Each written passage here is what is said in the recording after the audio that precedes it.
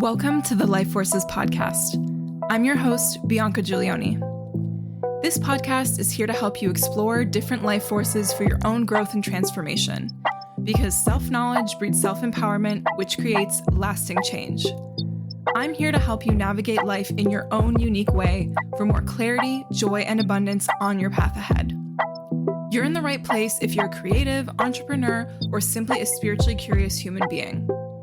On the Life Forces podcast, we get into astrology, human design, personal growth, holistic health, spirituality, authenticity, and so much more. You'll expand your understanding of different modalities and perspectives to move in the direction of your desires. In addition to the spiritual and the numinous, you'll get practical tips on how to make tangible life changes from me and all of the fascinating experts I speak to. Thank you so much for being here with me. Let's dive right in. Hello, and thanks again for joining me here on the Life Forces podcast. I'm your host, Bianca. As always, don't think that's ever going to change. Let's see. So today we are going to discuss the astrology of Q4 2023. So that's the last 3 months of 2023. Before I get into it, I am announcing a brand new offering at some point in this episode that I think you're going to love, so stay tuned for that. And also, if you've been craving some one-on-one mentorship from yours truly, now is maybe the best time to get in on it. Cosmic Clarity Coaching is my 6-week coaching program where you will learn your astrology, your human design inside out. You might be asking me, Bianca, I'm kind of interested in those things, but what's the point? Can't I just look up my charts online? Like, how would I benefit from working with you?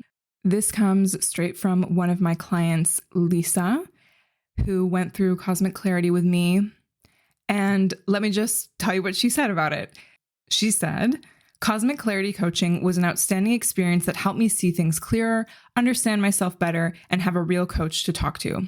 Since working with Bianca, I can manage stress way better, am less emotional about certain decisions, and prioritize my personal routines. I loved the level of transparency between Bianca and myself, the continuity of sessions, and the increased clarity of my own perceptions. I felt really aligned, happy, and centered by the end of it. So there you have it, my loves. That is just one person who's gone through Cosmic Clarity Coaching. And essentially, over the 6 weeks, we get into it all. Essentially, I'm here to help you get to where you want to be. And a lot of times it is because we are out of alignment in one way or another. And what do I mean by that? I mean that we are making decisions. We have stuff running through our heads that has very little to do with what we're meant to accomplish in this lifetime. And that might sound really big and grandiose, but I believe it's actually easier than we think to live our purpose every day. Your purpose doesn't have to be like being a tech billionaire or, I don't know, creating a new kind of airplane. It can be something like being a great parent or making the best food. Who knows, right? It's not up to me, but a lot of it will be in your own personal astrology and human design blueprint. And so not only do I take you through all of that, but we find ways to really integrate that into your everyday life. So you're living like that. You're getting closer and closer to the person that you know you're meant to be every single day. You'll also learn strategies for managing stress, because I don't really believe we need much stress in our life at all. We kind of, create more drama than we need to have. But how does that look like for you, right? To make it very personal and tangible and realistic. And also, I'm going to give you custom meditations and other strategies of how to make the best decisions for you. Because, often it's like, trust your gut or like listen to your intuition to make decisions. But, how do you do that? So all this to say, I would love to coach you through these things over 6 weeks in Cosmic Clarity Coaching. And do know that I'm only offering this program for the next couple of months. And in 2024, it's going to be a whole brand new thing. So if you're wanting to get in at the current price point it's at, with the 6-week program where you get 3 full-on one-on-one sessions with me and a lot more, now is the best time for that. And the best thing is you can book a call, a free call with me for 30 minutes, and we can talk about, what you're going through, what your goals are, what's preventing you from getting there, and how I could help you in that to see if we're a good match. And even if we don't work together now, we have a nice chat for 30 minutes. It's not meant to pressure anyone. It's just, let's see how it flows and if it's the right time for you to invest in something like this. So if you're interested, you can book your complimentary Cosmic Clarity call in the link in the show notes, or you can go to my website, lifeforcesinc.com, and click on Work With Me to get more details. All right, let's get back to the astrology of Q4 2023 now. Let's dive right in. So for those of you who don't know, I'm the in-house astrologer at Aura Collective. So I highly recommend you check out the monthly horoscopes, aka holistic horoscopes I write for them, because you will get a lot more personalized insights based on your sun and rising sign. So don't miss that. And Aura Collective in general is amazing. They have so many fabulous resources for holistic health. And also, if you really don't want to miss those, I encourage you to subscribe to my email newsletter, which you will find in the show notes. So it's crazy to think that we're in the last quarter of 2023. Time flies, right? Whether or not you're having fun sometimes. I want to share with you the astrology of the next few months, not so you get scared or worried, but in order for you to be empowered to make the best of it, to find your own alignment amongst the astrological weather. So Q4, spoiler alert, has some eclipses, okay? It has some intense eclipse energy. It's also got another Mercury retrograde, okay? Brace yourself for that. But at the same time, it's the end of a few retrogrades that we've been experiencing this year. So things are definitely shifting, changing. It's not all crazy. It's obviously not all doom and gloom. And for those of you who know me or have even listened to a few episodes of this podcast, I am really not a doom and gloom kind of gal. I will tell you like it is. I will tell you if things might be tricky, but I am not about disempowering you or, saying everything's going to be awful, because first of all, I don't believe that. And I don't think it's helpful for you to believe that either. So voila. Okay. Let's begin with October 2023. So in the beautiful month of October, things are moving. I promise you, you will not be bored. A lot of the energy of September, especially the beginning of the month, was quite heavy, kind of slow, tricky, sticky. At one point we had 6 planets retrograde. Okay, 6 of 8 planets that can be retrograde were retrograde. And as I believe I've mentioned before, when a planet is retrograde, it doesn't behave in the way that we expect it to, and it's a time where we're like reviewing things and not always moving forward in the way that we expect. So things are moving, things are shaking. Mercury will be in 3 different signs this month, in this month of October. Venus and Mars are changing signs. Eclipse season kicks off October 14th and lasts for a couple of weeks, but the effects of the eclipses will certainly linger a little bit longer, and you'll probably feel it a little bit before October 14th.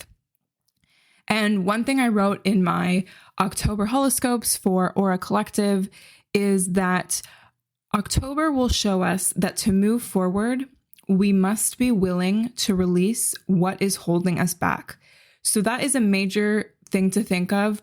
A lot of it is having to do with this eclipse energy that I'll be getting into, but just remember that if there's anything that you're clinging on to for dear life, it is time to let that stuff go so that you can move forward, get ready for the rest of the year, and move into 2024 on a vibe that is working for you.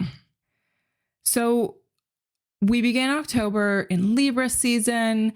Libra is a cardinal air sign. So, we had the beginning of autumn in the Northern Hemisphere in September when Libra season started on the 23rd.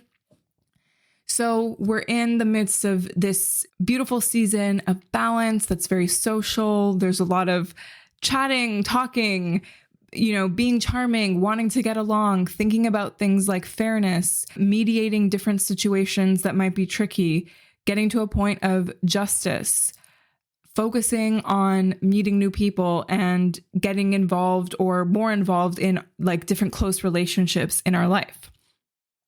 The tricky stuff with Libra sometimes, Libra, as it's ruled by Venus, loves beauty and getting along and aesthetics and all that. But because of that, at times, the energy of Libra can be a little bit shallow. And with this, and especially with the, wanting everyone to get along kind of energy, there can be indecision and also people pleasing. So that is something to be mindful of in Libra season with all this Libra stuff happening this month. So on the 3rd, we have quite a strong energy in the cosmos. We have Mars in Libra conjoining the South Node, also in Libra.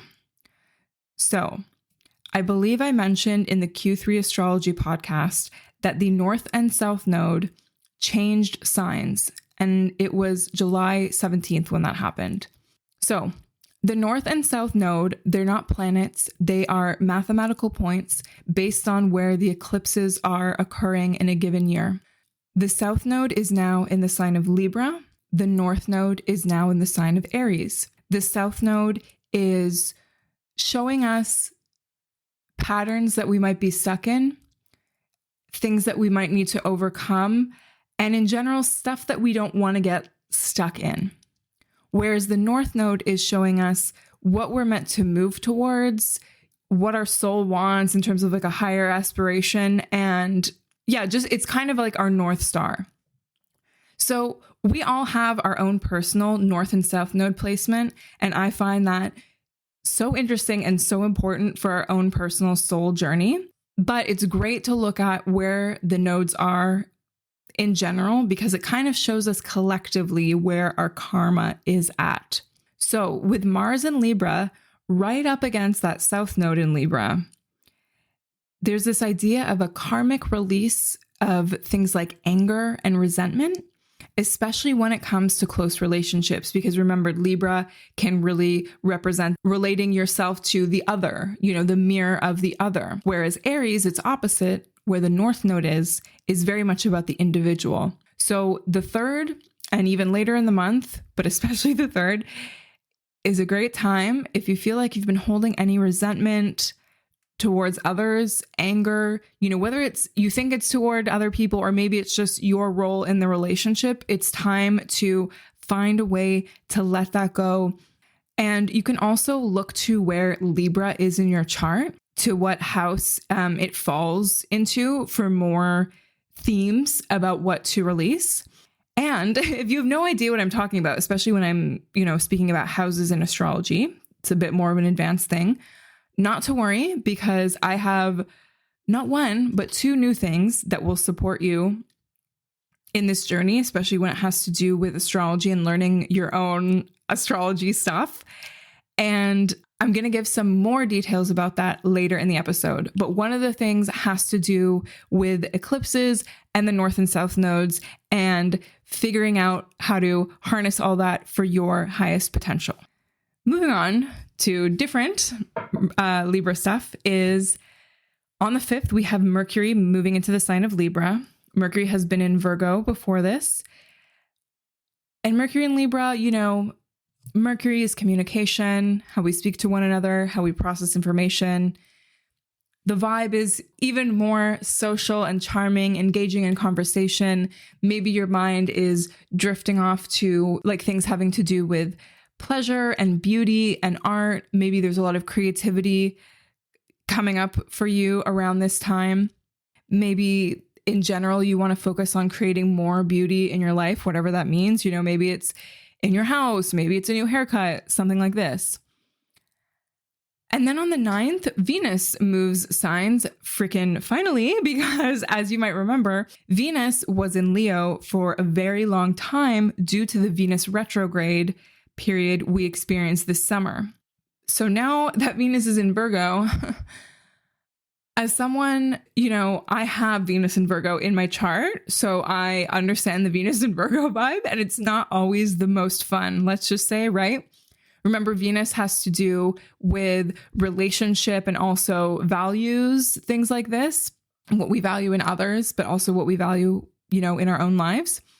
The Venus and Virgo energy can be a little nitpicky, and particular when it comes to who they're dating or the close friends they're bringing into their life or business partners, whatever it is. But it's also a great time to think about acts of service in relationship, especially in a grounded, practical way, as we're here in an earth sign. Virgo's an earth sign. And yeah, just finding ways to do things right, to be precise, to remember, oh, his favorite dessert is this, and I'm going to remember to bring it to him on this day for no reason, just to, as an act of kindness.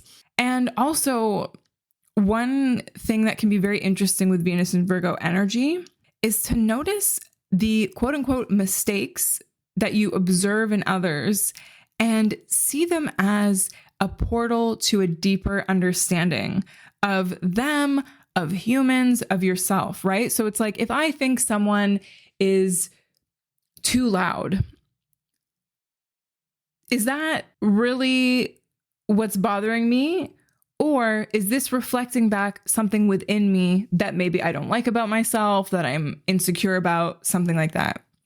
I'm giving a very vague example, but I think you get what I mean.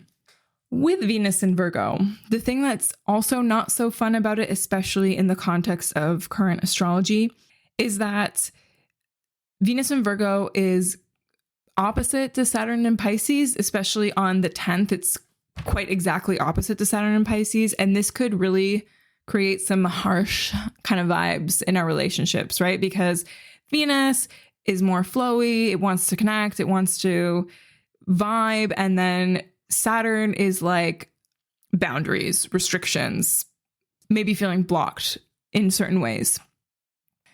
Could be that a crisis comes up in a relationship, a close relationship you have. This is a great time to really examine your current relationships. This energy is perfect for that.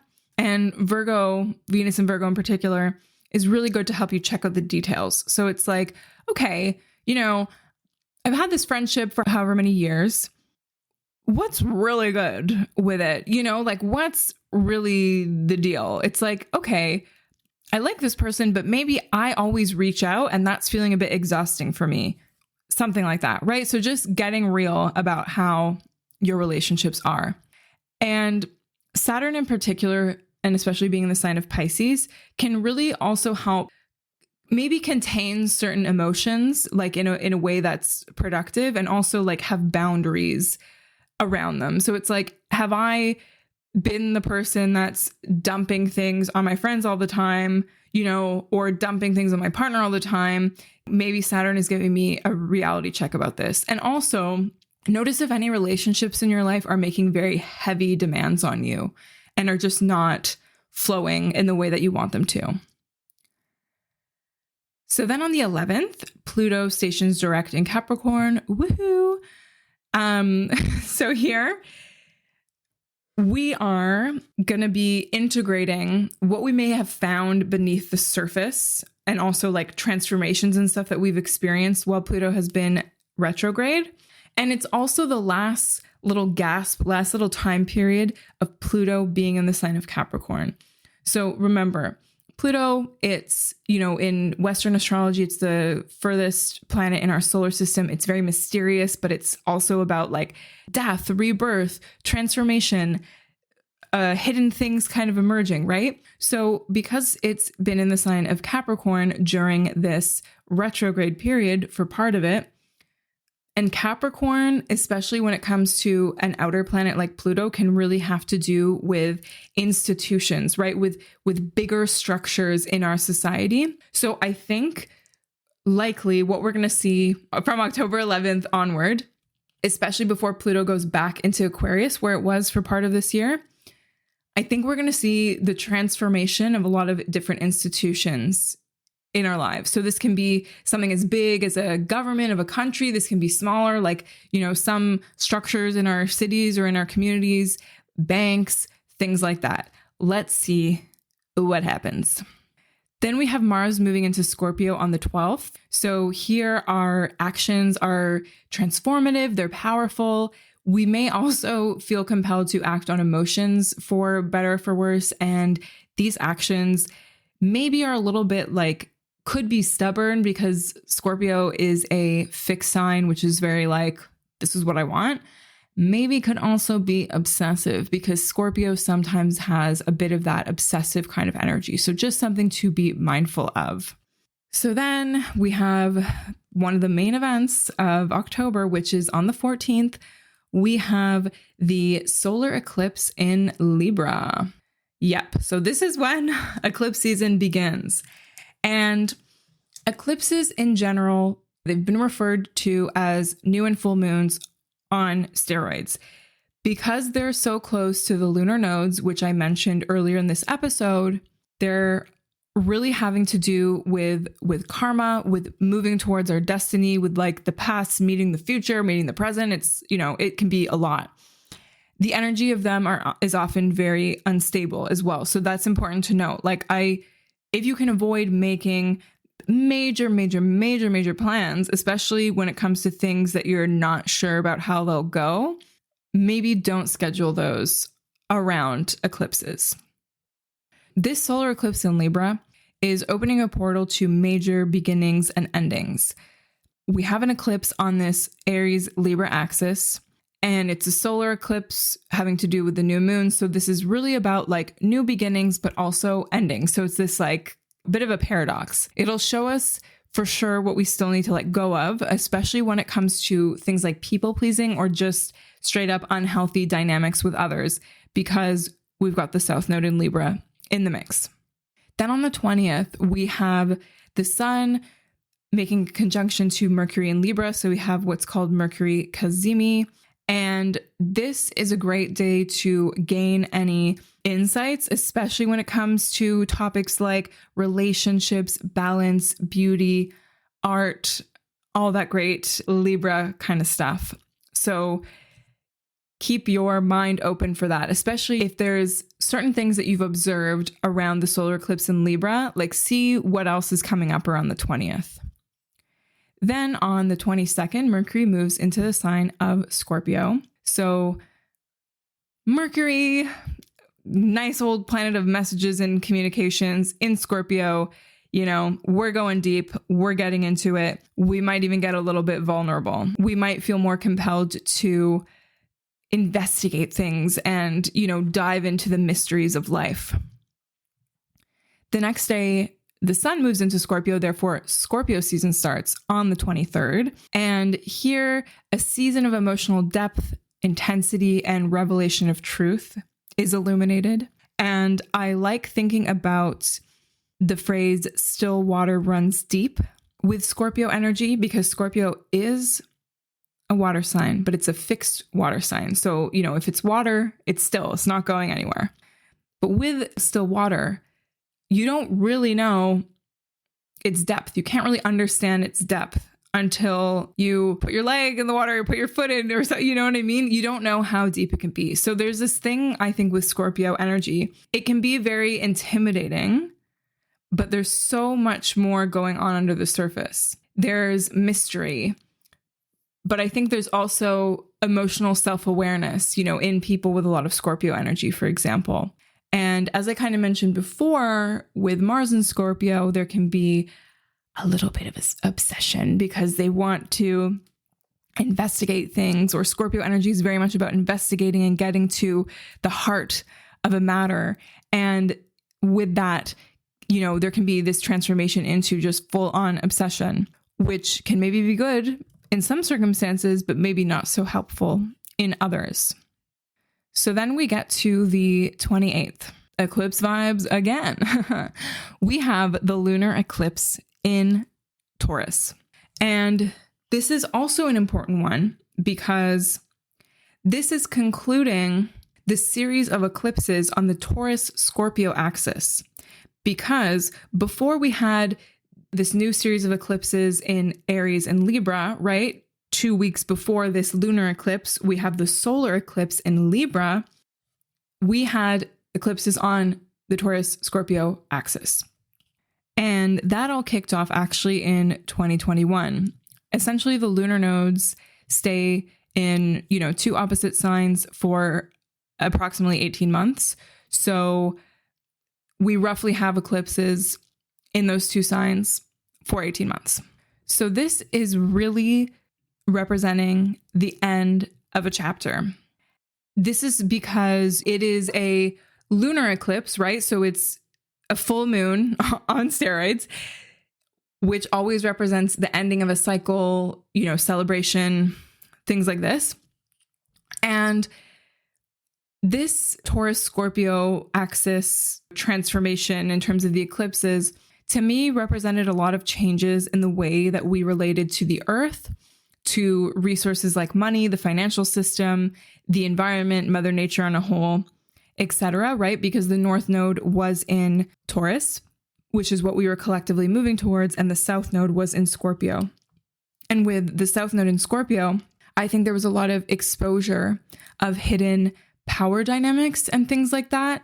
And also, I just think to put it very plainly, because sometimes Scorpio can be very obsessive and in the thick of it, Taurus is kind of more about just surface level pleasures. So it's remembering to ground ourselves in nature instead of going into a negativity spiral or something. So just to keep it very simple. And what I see for this lunar eclipse in Taurus is Pluto is forming a square to the North and South nodes. So to me, this is pointing to some kind of crucial need for deep transformation, death, and rebirth of different things, maybe institutions, right? Because of Pluto and Capricorn, which I spoke about. But in our own personal lives, I think there will be this call to change certain things deep within us. The moon in Taurus is quite close to Uranus in Taurus during this eclipse, which can bring quite a lot of unstable energy, but can also kind of shake us out of things that we need to be shaken out of. Could be productive disruption, productive changes. So something that I notice with this lunar eclipse in Taurus is that Mars in Scorpio is opposite Jupiter retrograde in Taurus. So this can be helpful in some ways because we have more energy. We're able to do things in a big way. Ambition and courage are on our sides. And because Jupiter is still retrograde, there's some reflective energy here. So it's not I'm just going to do this thing out of nowhere. It's maybe, I've been thinking of doing this thing. And because I've been considering it so much and I believe in myself, I'm really going to do it.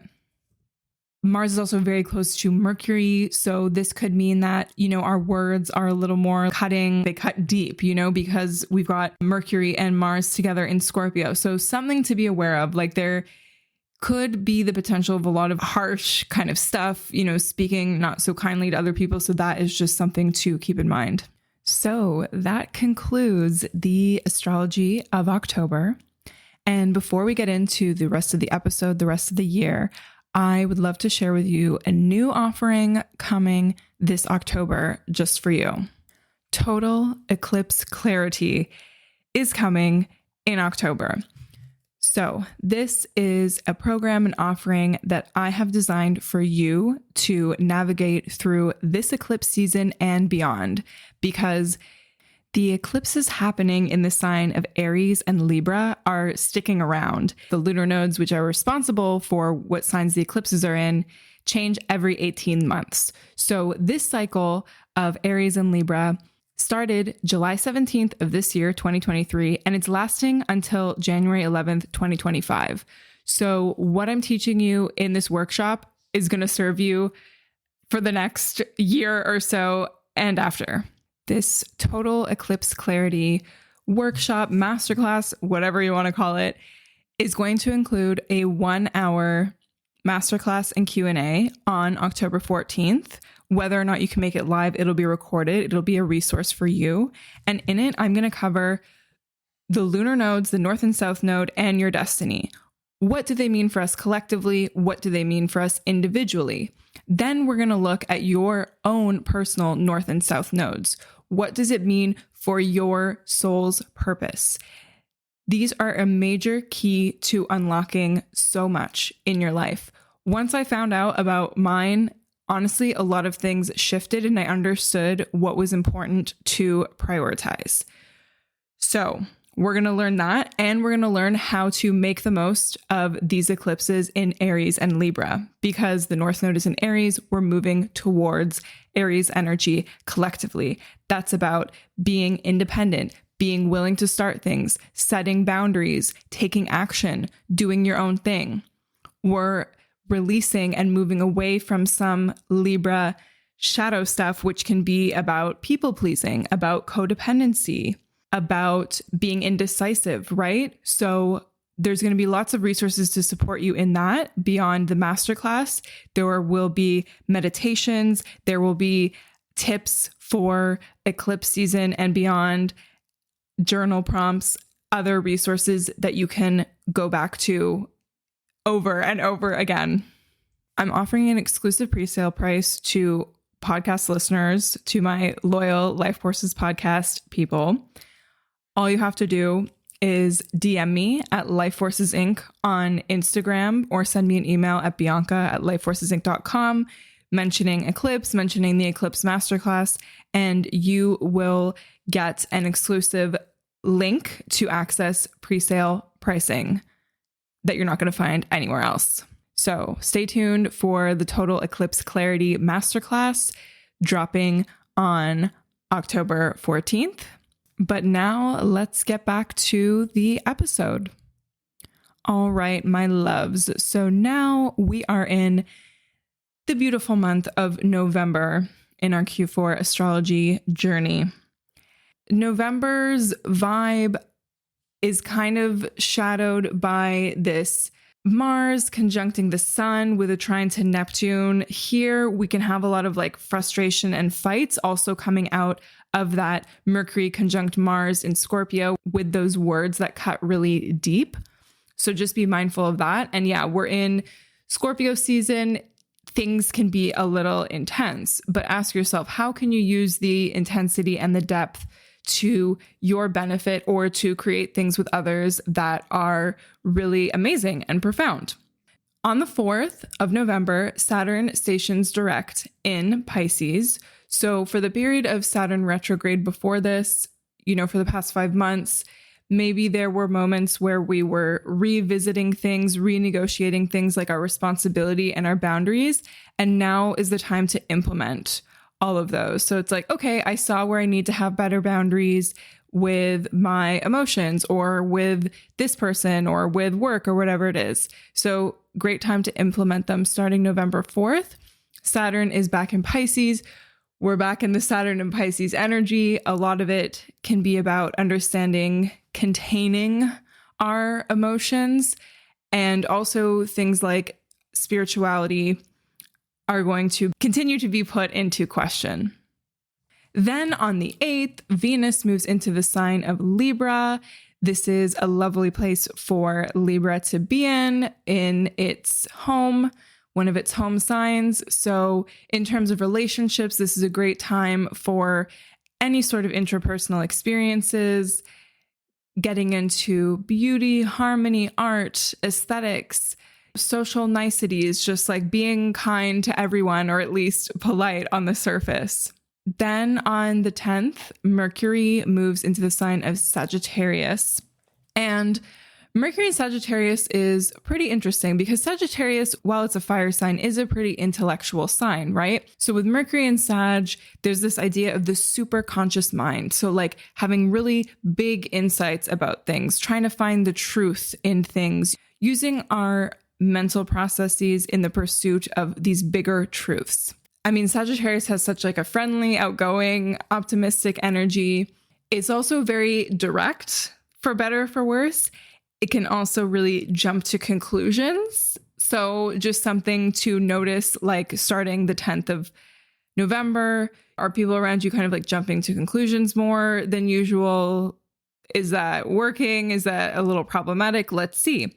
And there's also this more like extroversion compared to Mercury and Scorpio that might keep its cards close to its chest. Mercury and Sagittarius is more out there, more outgoing, and also more willing to take risks. So maybe like intellectual risks, like saying things you wouldn't normally say or thinking things you wouldn't normally think, to be quite honest. What's nice about where Mercury and Venus are, Mercury's going to be sextile Venus for quite a lot of November, which is really nice vibes for like getting to know people, speaking to people, experiencing art and things like this. On the 11th, however, we're going to experience Mars in Scorpio, exactly opposite to Uranus and Taurus. Mars in Scorpio, again, can be really like intense, powerful actions, maybe sometimes obsessive. Having an opposition to Uranus, this can be like sudden actions, tense actions, unexpected actions, possible accidents. So be mindful of that. I would say, especially if you have heavy Scorpio placements, heavy Taurus placements, or lots of Aquarius and Leo stuff going on, because then there's some squares happening. Anyway, just to be mindful of that. It's also maybe going to make a lot of us feel this necessity to be decisive about things. And there's also this capability of being quite destructive. So just take a note of that. Then on November 13th, we have our first lunation of the month, our first big moon event, which is the new moon in Scorpio. Not an eclipse, okay? So eclipse season is over. We might be feeling some of those effects still, especially from the lunar eclipse in Taurus, which was more recent, but not an eclipse, okay? Not a full or new moon on steroids, just a new moon in Scorpio. But is it just a new moon in Scorpio? I think that wouldn't be doing it justice.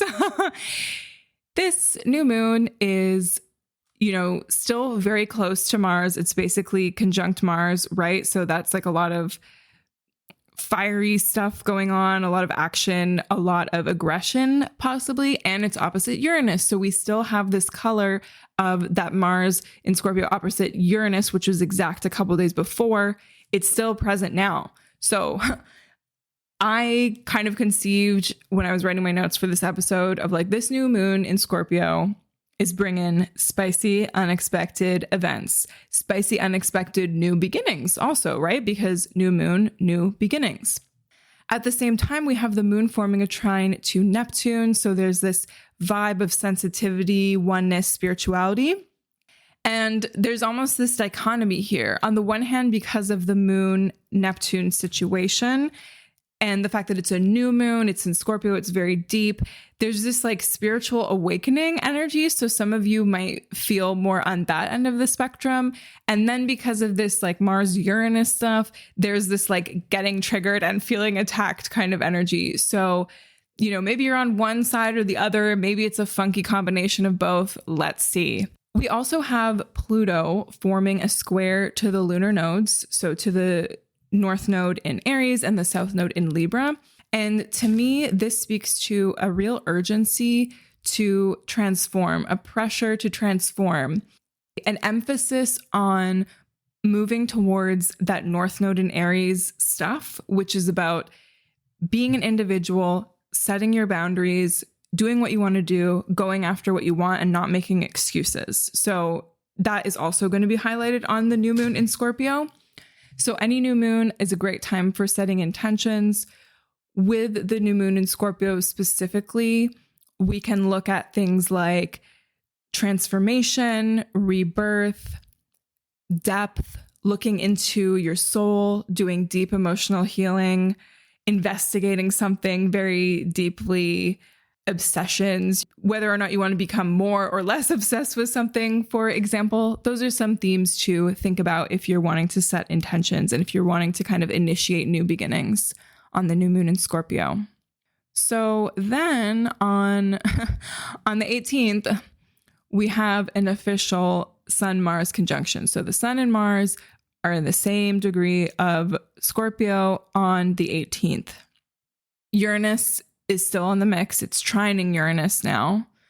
So again, possible spiciness, possible aggression, fighting of various sorts. And, trine Uranus, there's this like desire to like break free maybe with our actions, or just, again, like unexpected things happening.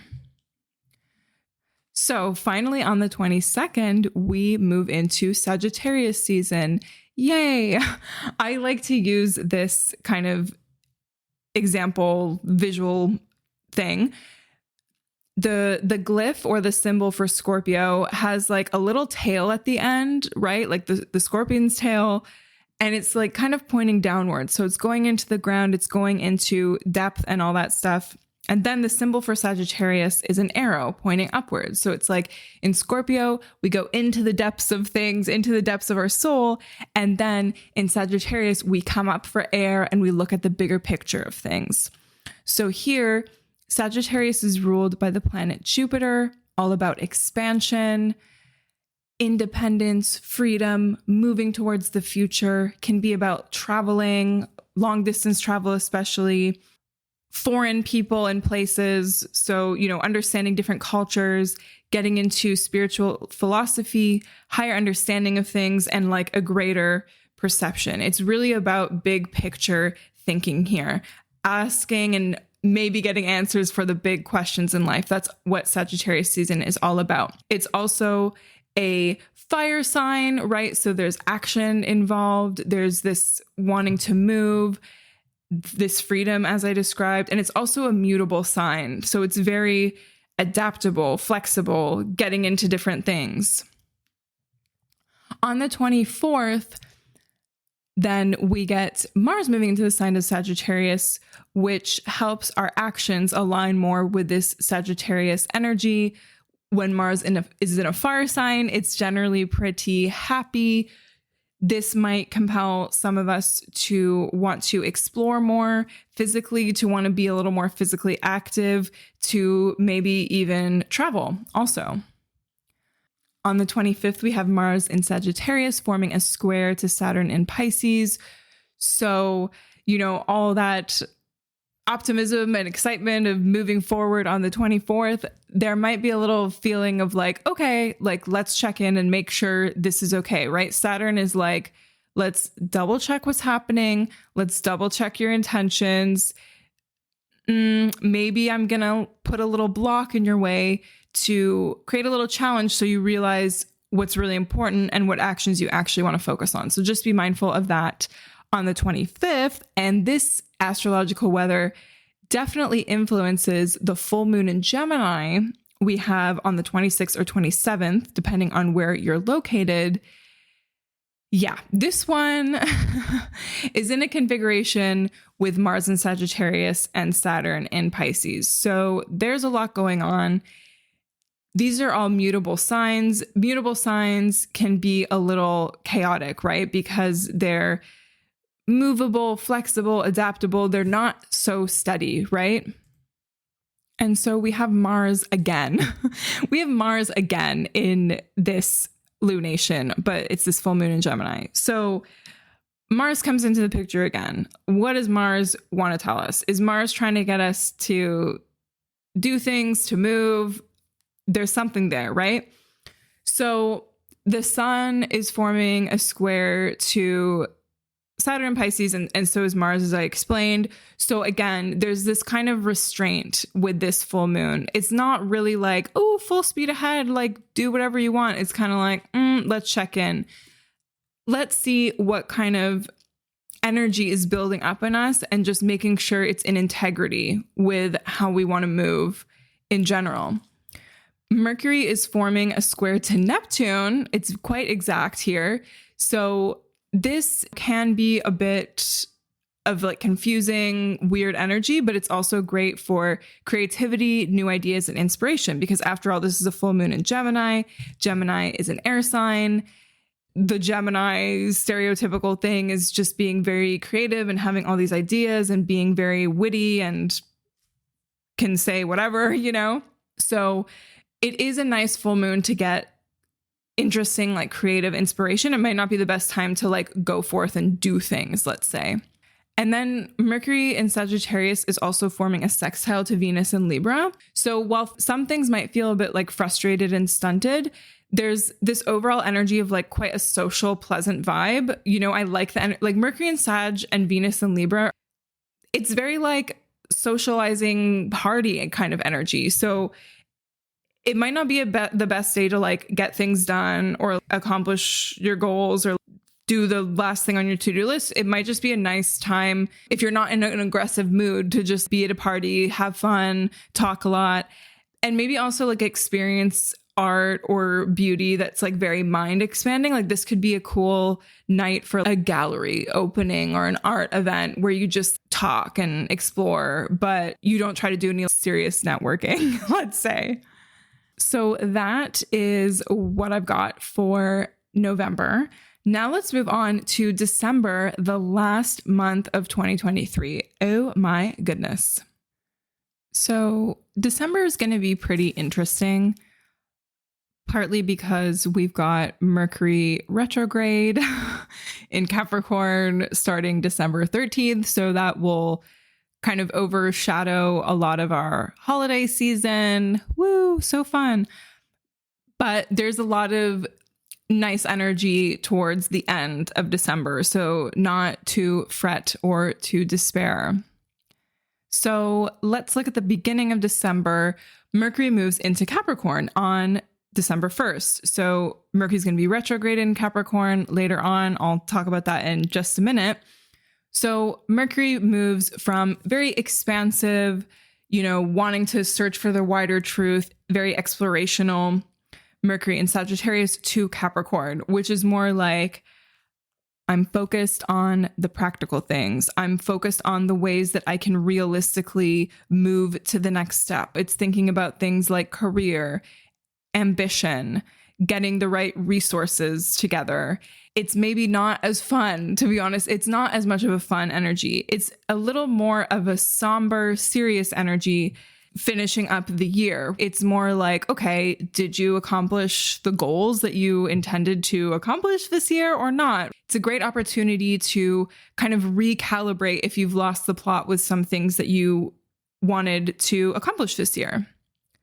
Then on December 4th, Venus moves into the sign of Scorpio. So Venus, relationships, love, values, money, moves into Scorpio. So the vibe here can be kind of obsessive love, maybe possessive love, or also viewing your relationships, experiencing relationships on a really deep emotional level, which is also great. It's interesting because Venus in Scorpio is going to be in quite a tight opposition to Jupiter and Taurus, which can actually make things more fun. So it can actually bring a little bit of levity to this like intense Venus and Scorpio stuff. So that's something to keep in mind. I mean, anytime we have Jupiter in the mix, like especially with an opposition like this, there can be a tendency to overdo things. So just be mindful, especially if you're in some kind of newer relationship, even if it's a friendship or business partnership. It's like, am I overdoing things? Is the other person overdoing things? Is this actually what I want? Or is there some kind of exaggeration going on? So just keep that in mind. Then on December 6th, Neptune direct is over. So we're going to have a couple planets go direct in December, bringing a little bit more clarity and forward motion, which is always nice. So with Neptune stationing direct in Pisces on the 6th, a lot of the kind of spiritual exploration that was more inner will be kind of able to be worked out in the 3D world in like an outer way. So any kind of insights you've had, especially related to like spirituality and creativity and oneness, you might be able to implement those more effectively after December 6th. So then on the 12th, we have the new moon in Sagittarius, the last new moon of the year. Woohoo, how cool. We do have Mars here in the mix, but it's not as smushed up against the sun, thankfully, like was with the Gemini full moon. we had in November. So let's take a look at what is going on with this new moon. So again, because it's a new moon and it's in Sagittarius, it's a great opportunity to set intentions for things like expansion, growth, higher education, long distance travel, and just answering the big questions of life. What's interesting about this one is it's forming a square to Neptune, which has recently gone direct. So it's really like dreamy, some strange moods and feelings might come up. Misunderstandings are very much possible. So it's very important to be clear in your communication and also don't jump to conclusions, which Sagittarius sometimes love to do. Looking at what Jupiter is doing, because this new moon being in Sagittarius is ruled by Jupiter, we have Jupiter and Taurus forming a trine to Mercury and Capricorn. So what's nice about this is going to really help us communicate better. So like, yes, we have the Neptune square, but this is helping to stabilize communications a bit more. It's really about speaking about what you need practically, thinking about making things happen in the material world. And it's really not about like waiting around, right? It's like Mercury is in this great alignment with Jupiter in Earth signs. Let's make it happen in the real world. And it's also about sharing your point of view in a more grounded way, which can also help balance out the Neptune fuzziness in the mix. Yeah, I think this is overall going to be a pretty fun new moon because we also have Jupiter opposite Venus still. So this is very fun. This can be an energy of overdoing things, so just be mindful of that. We could be a bit careless here. And another theme with this Venus opposite Jupiter is we might not understand the limits of our relationships. So just be mindful, notice within yourself, and even ask others if it's important about things like closeness versus the need for space. Because obviously with Venus and Scorpio, especially, we want to be really close to people. We want to like get into their soul, understand like the inner workings of them. But then Jupiter is kind of like, okay, I need a minute to just like be myself and like not be entangled with you as much as I might love you. Yeah, so that's the new moon in Sagittarius, which I think overall is going to be pretty fun. Let's see how that shakes out. So shortly after the new moon in Sagittarius on the 12th, on the 13th, we have Mercury stationing retrograde in Capricorn. How fun. And this is going to last until January 1st, 2024. So really this is coloring the rest of 2023. And it's been interesting because for the most part this year, the Mercury retrogrades have been in Earth signs. And what I think this is urging us to examine and to reflect on is more grounded kinds of insights, more grounded kind of communication, feeling a sense of a stable mind as much as possible, being in these Earth signs.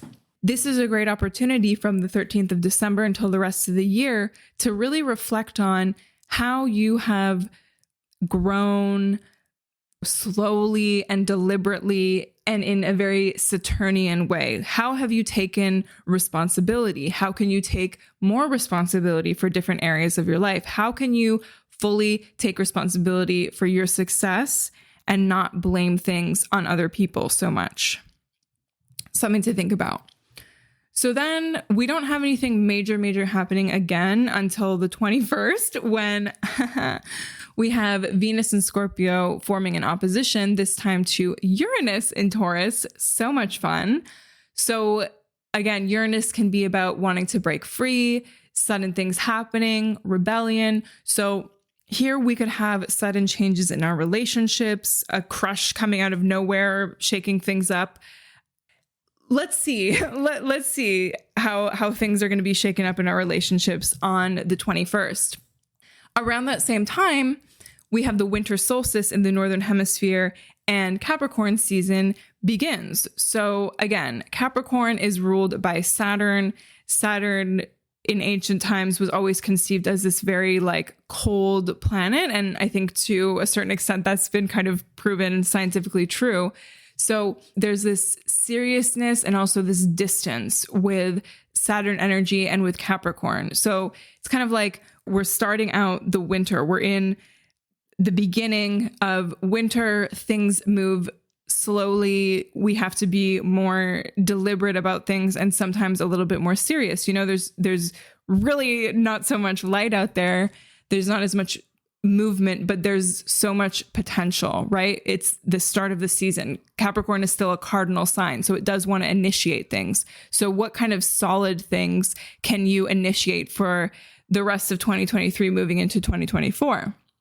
On the 22nd, we have a Sun-Mercury retrograde conjunction. So this is a great time to really reflect on all those awesome Capricorn themes, such as responsibility, looking at things more long-term, and kind of leaning into a very boss energy, being able to manage different parts of your life in a really strong, foundational kind of way. So then on the 23rd, Mercury retrograde actually dips into Sagittarius. And this is the only time, I believe, this year that Mercury retrograde moves through a fire sign. And so this is a great opportunity, you know, it's like around Christmas, around the holidays, to really tune into very expansive insight. We might be in the winter, which is, especially at the end of the year, things are kind of winding down. But what really interesting insights are coming to you around the 23rd of December? Then on the 26th, we have Mercury retrograde in Sagittarius squaring Neptune, comes back to square Neptune in Pisces. Thank you so much for that, Neptune and Mercury. So again, misunderstandings can happen. Be mindful. This is around Christmas time. We might be with family. We might be with people we don't see very often. We might be with people, frankly, we don't really want to see. So just note that there could be misunderstandings there. But there's also lots of potential for creative energy. So if there's anything remotely creative that you like to do, maybe that would be a good outlet for possible funky miscommunications that happen, to channel any frustration or emotions. Then on the 27th, we have the last full moon of the year in the sign of Cancer. Cancer is, of course, the opposite sign to Capricorn. So Capricorn can be this more like serious boss energy, and Cancer is the softer kind of mom nurturing energy. This is an amazing moment, in my opinion, to really get into some self-care, whatever that means for you. Yes, it can be like doing a face mask. It can also just mean like going for a walk by yourself, nurturing yourself, cooking a good meal. It's a nice time to really get cozy and maybe take a step back from family, especially with the Mercury retrograde, Neptune, Mars stuff that can be a bit interesting. It's a good time to spend time nurturing yourself or in the company of people who maybe won't trigger you as much. Take a break from the people that might be bringing some things up and shift gears and maybe process and just feel cozy with people who like get you and won't activate you in that way. So this full moon it's sextiling Jupiter and Taurus. So I love this for a sense of optimism and also just like friendship and getting along with certain people.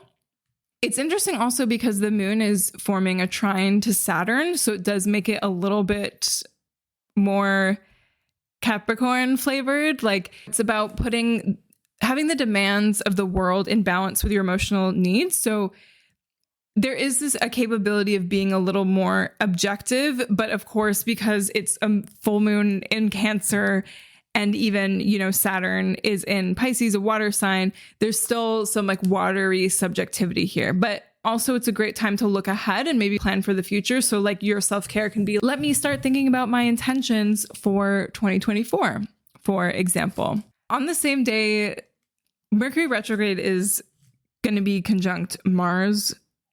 So again, as I said, there's like some funky stuff. There might be some words that you say that aren't very nice, that other people that say that are a little sharp. Let's see what happens. Then luckily, the 29th and the last few days of December are a bit more fun. We've got Venus moving to Sagittarius on the 29th, which is like good vibes, feeling expansive in our relationships, maybe meeting new people, nice energy coming in. Then on the 30th or 31st, depending on where you're located, we have Jupiter stationing direct in Taurus, which is lovely. It can be this like almost like jolly energy. Jupiter is the most Santa of all the planets, if that makes sense. You know, it's just like, ho, ho, ho, expansive, happy, jolly, no worries. So that's a nice way to end off the year. Venus and Sagittarius and Jupiter and Taurus are in what's called mutual reception, meaning Venus rules Taurus, Jupiter rules Sagittarius. So there's kind of like a nice swap going on. So it's a nice combination for the end of the year. Like New Year's Eve, I think, is going to be a good vibe.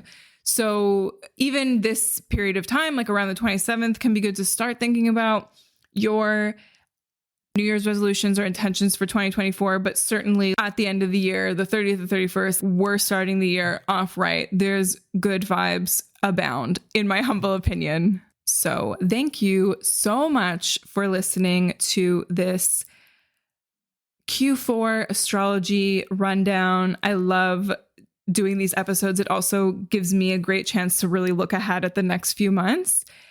And if you have any questions about anything I covered in this episode that's confusing, please let me know. You can DM me, whatever you'd like.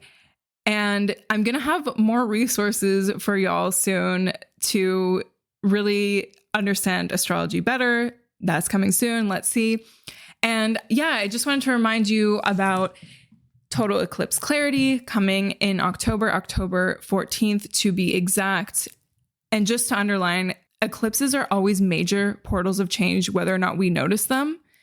And because they're having to do with the lunar nodes, it was really about what our soul is moving towards. So if you want to tap into that, I highly recommend this total eclipse clarity workshop offering support coming up.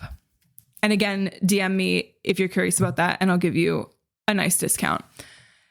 And yeah, Cosmic Clarity Coaching, if you want to work with me one-on-one, details in the show notes. And as always, thank you so much for listening. I appreciate you so much. Share this with a friend, with your astro bestie, whoever else, and I will see you next week. Thank you so much for tuning into this episode of the Life Forces podcast. If you loved what was shared, got inspired, or took something valuable from it, I would love if you could give me a review on Apple Podcasts or Spotify, or even share this episode with a friend. I deeply appreciate it, and it really helps the podcast grow. Also, don't forget to subscribe so you don't miss a thing. To stay connected, you can follow me on TikTok and Instagram at Life Forces Inc. and visit lifeforcesinc.com for more information about how to work with me. Until next time, stay you.